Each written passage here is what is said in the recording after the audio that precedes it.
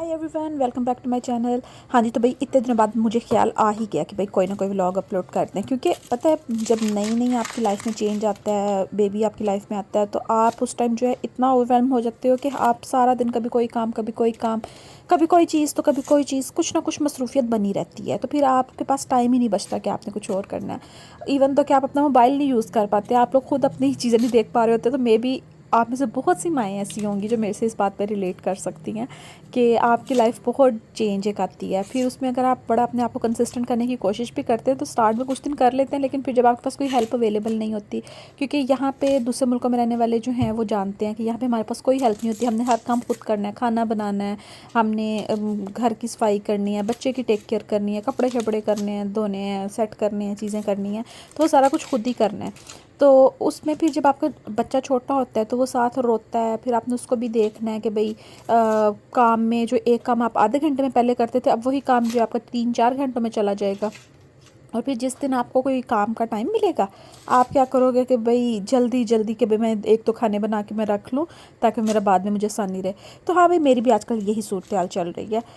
हाँ जी भाई, तो और आप लोग सुनाएं, आप लोगों की लाइफ में क्या क्या चल रहा है। और भाई मैंने कहा था कि मैं बहुत कंसिस्टेंट रहने वाली हूँ, और कंसिस्टेंसी तो भाई पहले हफ्ते में ही बढ़ गई तो मेरी तो जनवरी में ही सारी ये कंसिस्टेंसी की गेम ख़त्म हो गई। लेकिन बहरहाल आई होप कि मैंने कुछ चीज़ें छोटी मोटी कर रही हूँ, तो आई होप कि वो चीज़ें काम कर जाएँ, वो हो जाए मेरे काम। लेकिन बहरहाल I hope it would work, लेकिन कोई कुछ नहीं कह सकता। दुआ कीजिएगा मेरा जो मैं काम सोच रही हूँ वो हो जाए।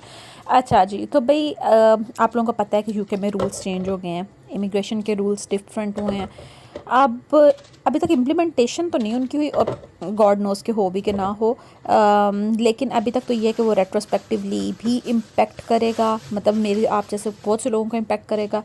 लेकिन बात ये है कि आप अपनी ज़िंदगी के शॉर्ट टर्म गोल्स की बजाय लॉन्ग टर्म्स गोल बनाएं। पता है आज की बात जो है ना, मैं बहुत ऐसे मैंने अभी पिछले दिनों में काफ़ी समय डिस्कशन काफ़ी लोगों से इस तरह हुई, तो सबका कहना है कि भाई ये चीज़ें जो डेफिनेटली हम पे बहुत बुरा इम्पेक्ट आएगा, ये होगा वो होगा। लेकिन मैं ये सोच रही थी कि देखें, अब हम में से जो लोग तो होंगे ना मेहनत करने वाले, वो अभी भी टिक के काम करते रहेंगे। भाई नहीं नहीं भाई, अपनी अर्निंग इम्प्रूव करनी है। डेफ़िनेटली जिनके बच्चे छोटे हैं उनको ज़रा ज़्यादा स्ट्रगल करनी पड़ेगी। कोई होंगे जिनके बच्चों का इतना मसला नहीं है, वो लोग जो है वो उनका मतलब वो तो मियाँ बीवी जो मर्ज़ी जॉब करें वो तो कर सकते हैं। लेकिन फिर अब मुझे लगता है कि देखें, कहते हैं ना कि तिजारत में बरकत है। लाइक बिज़नेस में आपको बेनिफिट भी ज़्यादा होते हैं, कि मतलब आप बेनिफिट इन टर्म ऑफ कि आप प्रॉफिट ज़्यादा अर्न कर सकते हैं अगर आप मेहनत ज़्यादा करते हैं। आप उसमें थोड़ा सा इंडिपेंडेंट हो जाते हैं इन सेंस के अगर फॉर एग्जांपल अगर एक बंदा कोई काम कर रहा है, कोई भी कह ले कि ई कॉमर्स से रेलिवेंट कोई काम कर रहा है, तो अगर वो एक जगह पे कर रहा है तो वो मल्टीपल कर लेगा, मतलब प्लेटफॉर्म्स के ऊपर। तो इस तरह आप जो है मुख्तलिफ कर सकते हो। आपने अपनी आपके पास इन्वेस्टमेंट ज़्यादा है, आप अपना काम ज़्यादा कर लेते हो, इन्वेस्टमेंट कम है, काम थोड़ा कम कर लेते हो। बाकी सारी आजकल तो भैया आप सारी सोशल मीडिया की गेम है, सोशल मीडिया के बेस पे काम कर लेते हो आप काफ़ी ज़्यादा। तो इसी तरह जो है ना लोग काफ़ी इन चीज़ों के बारे में सोचेंगे, मैं भी सोच रही हूँ और भी लोग सोचेंगे कि भाई ताकि इसी तरह ही करके हम लोग कोई अपने आप को कोई बेहतर कैटेगरी में ले आएँ, और मे बी हम लोग को आईएलआर में इतना ज़्यादा इश्यूज़ ना आए। लेकिन ये तो सब भी अल्लाह बेहतर जानता है, हर चीज़ भाई गैप का इल्म तो सिर्फ खुदा को है ना, तो वो बेहतर जानता है। बस अल्लाह में, और बाकी देखें इंसान को दुआ करते रहना चाहिए। आ, दुआ जो है ना वो इंसान की किस्मत बदल के रख देती है, मुझे ऐसे लगता है। समटाइम्स ज़िंदगी में वो भी टाइम आते हैं जब आप बहुत अपने आप को अकेला महसूस करते हो, आपको लगता है कि भाई मैं नहीं अब कुछ कर सकता। और स्पेशली इन मुल्कों में जहाँ पे वेदर इतना ज़्यादा, मैं कहूँ डिप्रेसिंग हो चुका हुआ है, यूके का सर्दियों में तो स्पेशली इतना डिप्रेसिंग वेदर है कि आप सोचते हो कि भाई यार क्या हो गया मेरी लाइफ में, क्या चल रहा है, और इतना परेशान हो जाते हो। और फिर आपको भाई कोई ना कोई दिमाग में चीज़ आती है, अच्छा भाई ये चीज़ मुझे मोटिवेट कर रही है, आप अल्लाह पे भरोसा करते हो, फिर वो आप कदम उठाते हो। और जो भी मेरी तरह आए हैं यहाँ पे, उन लोगों ने, जो स्टूडेंट्स हैं, तो सॉरी मेरी कॉल आ गई थी, मुझे काटना पड़ गया, काटना पड़ गया, ओ माय गुडनेस, मतलब मुझे ये रिकॉर्डिंग रोकनी पड़ी। तो हाँ जी, मैं ये बात कर रही थी कि जो स्टूडेंट्स आए हैं, जो वर्क वीज़ा पे आए हैं, ऑलरेडी वो अपने माइंड में इस चीज़ को रख के आए कि हमें स्ट्रगल करनी पड़ेगी। तो अब वो चीज़ स्ट्रगल उनकी साथ साथ चलती रहेगी, और मे बी वो ज़्यादा इंप्रूव वर्जन होती है। तो कहते हैं ना कि हर चीज़ में कोई मसलहत होती है खुदा की, तो बस यही जो सोच के इंसान को चुप कर जाना चाहिए।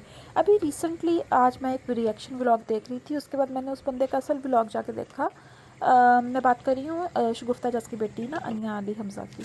तो मैं उनका व्लॉग देख रही थी, उन्होंने यूके आके उनका मतलब थोड़ा सा मे बी कि वो फाइनेंशियली इतना स्ट्रॉन्ग थे कि वो इतना कुछ कर सकते थे। तो उन लोगों ने बहुत ज़्यादा इन्वेस्टमेंट पैसे की, इन सेंस ऑफ के कह लो कि घर में उन्होंने बहुत ज़्यादा फर्नीचर डलवाया और अच्छी जगह पे और हर चीज़ उन्होंने की।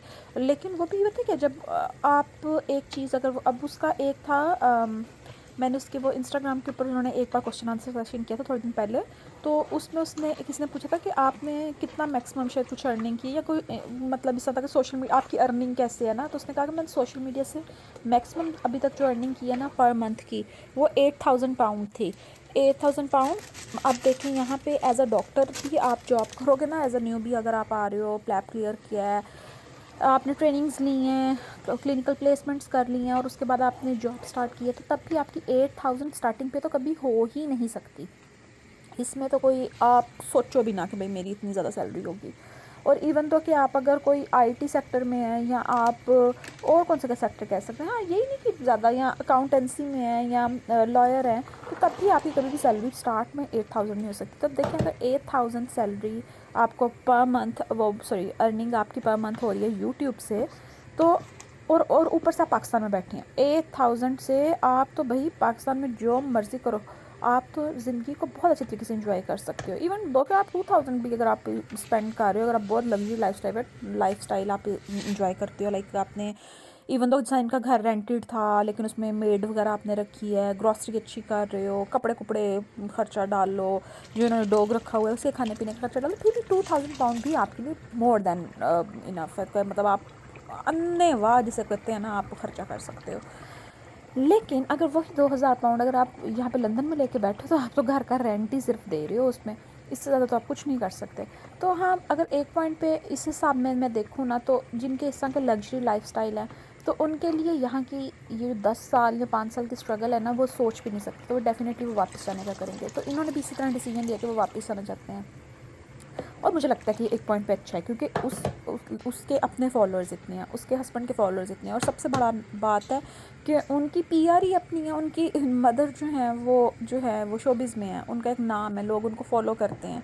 और अगर वो अपना एस्थेटिक क्लिनिक बनाते हैं, तो जस्ट इमेजिन कि उनको स्टार्ट में कितने क्लाइंट्स मिलेंगे। और उन्होंने यहाँ से हार्ले का एक वो मिल गया उनको कि वहाँ से उन्होंने कोर्स किया और उन्होंने यहाँ पे एमएससी कर ली अपनी क्लिनिकल डर्मेटोलॉजी में।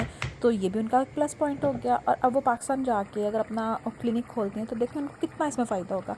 तो देखें हर किसी के सर्कमस्टांसेस अलग अलग होते हैं। तो मैं ये कहती हूँ कि अगर देखें, अब वो मैंने रिएक्शन ब्लॉग देखी थी और उसमें इतना नेगेटिव इसके बारे में बात करी थी, तो भाई ऐसे ना करें बात।